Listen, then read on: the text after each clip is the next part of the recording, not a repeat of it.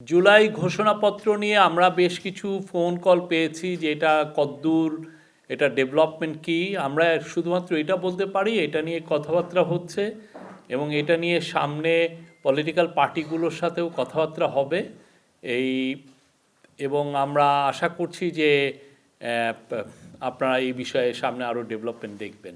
আর একটা হচ্ছে যে আপনারা জানেন যে নভেম্বর মাসে একটা টাস্ক ফোর্স করে দেওয়া হয়েছিল এই সাগর রুনি হত্যাকাণ্ডের আবার নতুন করে ইনভেস্টিগেট করার জন্য।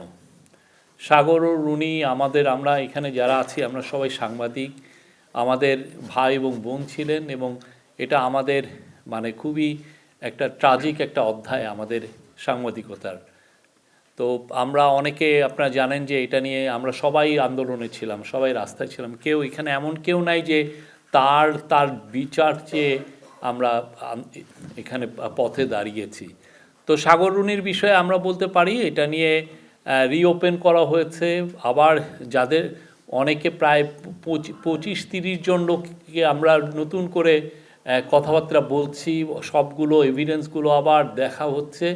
এটা নিয়ে খুব মানে অনেক বেশি কাজ হচ্ছে, আমি বলবো যে খুব দ্রুত গতিতে আছে। যেই টাইমটা আমরা লস করেছি সেটাকে কীভাবে মেকআপ করে এটার একটা ভালো, এটা খুবই একটা টাফ একটা টাস্ক হবে। জানেন ঘটনাটা কত 12-13 বছর আগে ঘটেছে, সেটাকে আবার নতুন করে ইনভেস্টিগেট করা। বাট এটা কাজ করছে পিবিআইয়ের প্রধান, এটা ইয়েছে ওনার সাথে আজকে আমাদের কলিগের কথা হয়েছে ওনার সাথে।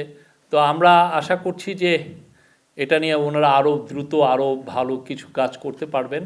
পিবিআইয়ের একটা বড় জিনিস কি, পিবিআই আপনারা জানেন কিছুদিন আগে ওনারা ইভেন 30 বছর আগের মার্ডারেরও ক্লু ওনারা বের করে ফেলেছেন।